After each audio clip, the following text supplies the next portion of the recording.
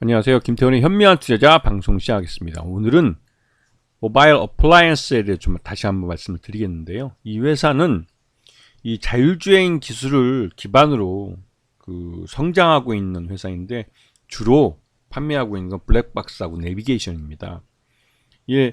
이 모바일 어플라이언스에 대해서 시장에서는 이 회사가 자율주행과 커넥티드 기능 이런 기술을 갖고 있는 자율주행 기술을 갖고 있는 회사로 포장이 되어 있지만 사실은 내비게이션과 이 블랙박스로 주로 매출을 일으키고 있는 그런 회사죠. 아직까지 자율주행은 완전히 상용화되지 못한 상황입니다. 그렇기 때문에 자율주행과 관련된 기술로는 돈을 버는 데 한계를 갖고 있죠. 그리고 이 모바일 어플라이언스는 독일 BMW의 아다스라는 이 자율주행 기술의 일종인데 이 부분을 실제로 납품까지 했던 업체입니다. 그러다 보니 이런 분야에 대해서 지금 아다스 같은 이런 자율주행 기술과 관련해서는 기술을 확실히 갖고 있는 회사로는 인정받고 있죠. 그리고 최근 들어서 유럽향 업체의 V2L이라고 해서 전기차에서 이 전력을 뽑아서 일반 가정용 전기를 야외에서 우리가 이제 캠핑을 가거나 하면 이 동력원으로 전기자동차를 이용할 수 있도록 하는 이런 커넥티드 V2L 제품을 또 인정을 받고 납품을 했죠. 그래서 이 업체는 어떻게 보면 친환경 쪽에 관련된 기술을 보유한 업체로도 인정받을 수 있습니다. 이 어차피 이제 이 야외에서 전기 제품을 사용하기 위해서는 이제 발전기를 돌려야 되는데 그 발전기엔 주로 이제 가솔린이나 디젤 같은 기름이 사용되죠. 즉 화석연료가 사용됩니다. 그래서 그런 발전기를 돌리는 대신에 이 전기차 내부에 있는 그 전기를 그냥 에너지원으로 곧바로 사용할 수 있도록 해주는 거죠. 그래서 이런 부분은 친환경적이다라고 평가를 받아서 V2L 기술은 인정받고 있는 친환경 기술이기도 합니다. 그리고 이 모바일 어플라이언스 같은 경우는 국내에 현대 폴터스라는 이 자회사, 이거 자회사입니다. 여기는 자회사를 갖고 있고 또 현대 모비스랑도 주로 거래를 많이 하고 있습니다. 그래서 그리고 이제 이 독일에서 BMW나 이 미니 독일 브랜드죠. 그래서 아우디도 그렇고 이런 독일 브랜드들하고도 많이 이 거래를 하고 있습니다. 하지만 이제 독일 BMW형 레이더 영상 기록 장치 같은 경우는 2021년에 계약을 해서 2022년에 납기를 완료했고 일본 벤츠죠. 일본 벤츠향 이 영상 기록 장치도 2022년에 납기를 다 완료를 했습니다. 그 다음에 이제 이러한 수주 상황에 대해서는 공시를 하고 있지 않아서 수주가 계속되는 것 같지는 않습니다.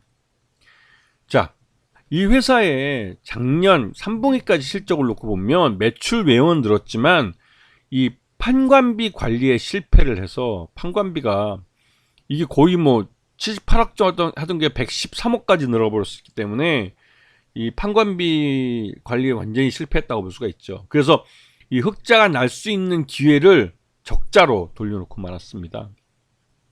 이게 진짜 아깝죠. 이게 예년만큼 수준의 판관비 관리가 됐다면 최소한 2~30억 정도의 순이익이 이제 영업이익이 발생할 수 있었는데 오히려 판관비 관리에 실패를 해서 영업 손실이 발생했기 때문에 굉장히 좀 아까운 상황이긴 합니다.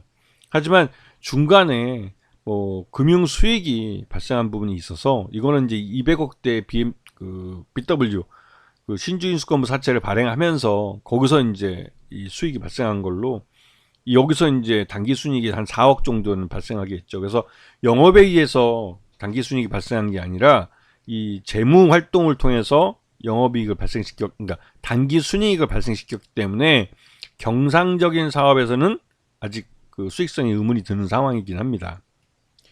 그리고 최대주주는 지금 이재신 사장이 17.84%로 최대주주에 있는데요. 굉장히 최대주주 지분이 취약한 상황이죠.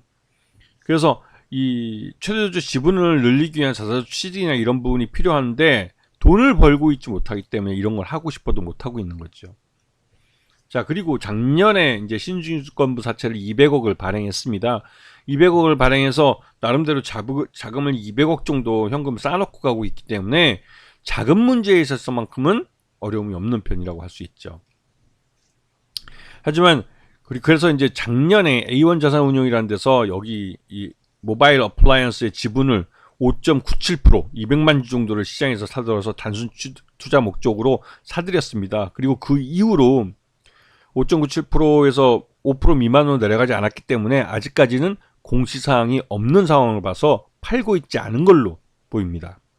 A1 자산운용 같이 이런 기관 투자가들이 아무 정보 없이 200만 주, 즉 5% 이상을 사들이는 경우는 거의 드물죠.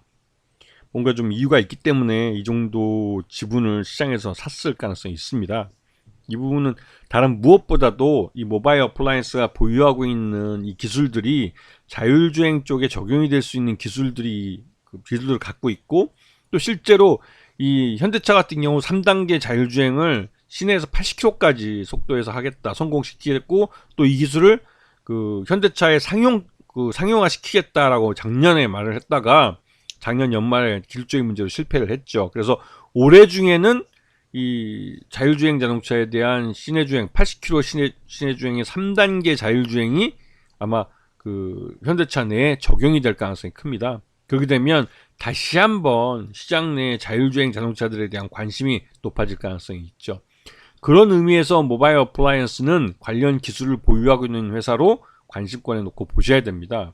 그리고 무엇보다도 작년에 이제 BW 200억을 찍어냈기 때문에 200억의 현금이 지금 회사 내에 쌓여 있고, 그 실적이나 이런 부분보다도 이제 현금을 200억을 쌓아놓고 있기 때문에 그런 부분 때문에 또 더더욱 재무적인 염려도 없기 때문에 모바일 어플라이언스는 이 자율주행 기술이 얼만큼 빠르게 상용화될 수 있느냐, 이게 이 모바일 어플라이언스의 주가의 방향성을 결정할 가능성이 큽니다.